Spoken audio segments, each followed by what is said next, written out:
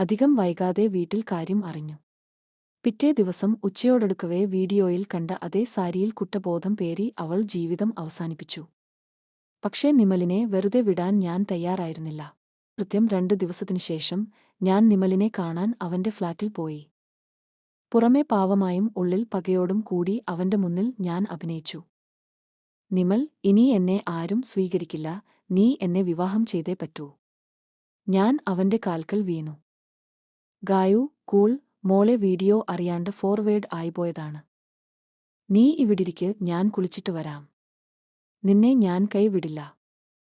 ഉച്ചത്തിൽ ഹോം തിയേറ്ററിൽ സോങ് ഇട്ട ശേഷം അവൻ ബാത്റൂമിലോട്ട് പോയി.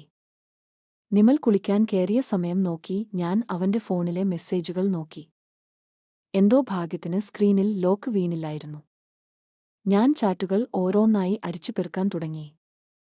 അതിൽ ഞെട്ടിക്കുന്ന ഒരു മെസ്സേജ് ഞാൻ വായിക്കാൻ ഇടയായി. ഏതാണ്ട് 3 മാസം മുമ്പ് ഉള്ള ഒരു ചാറ്റ്.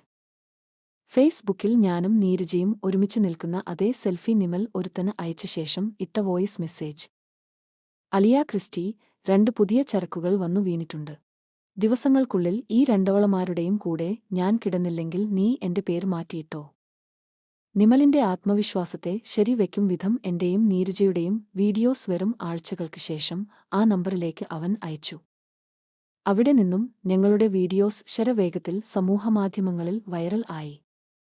അവൻ ഡിലീറ്റ് ചെയ്തു എന്ന് ഞാൻ വിശ്വസിച്ച 100 കണക്കിന് എന്റെ സ്വകാര്യ ഫോട്ടോകൾ അവന്റെ ഗാലറിയിൽ ഞാൻ കണ്ടു. ചതിക്കപ്പെടുക ആയിരുന്നു ഈ കാലമത്രയും ഞാൻ. ഞാൻ എന്ന വാക്കിനേക്കാൾ ഒരു കൂട്ടം പെൺകുട്ടികൾ എന്ന് പറയുന്നതാകും ശരി. ഞാനും നീരജയും മാത്രമായിരുന്നില്ല അവന്റെ ഇരകൾ. നിമൽ ഇട്ട അവസാന മെസ്സേജ് ഞാൻ സ്ക്രോൾ ചെയ്തു വായിച്ചു. അലിയ, അതിൽ ഞാൻ ഏറെ ആഗ്രഹിച്ച ഗായു ഇന്ന് ഇങ്ങോട്ട് വരുന്നുണ്ട്. അതും ഏകദേശം 1000 കിലോമീറ്ററുകൾ താണ്ടി. വീഡിയോ രാത്രി ഇടാം. വീഡിയോ ഇട്ടാലേ നീയൊക്കെ വിശ്വസിക്കോളൂ എന്നറിയാം.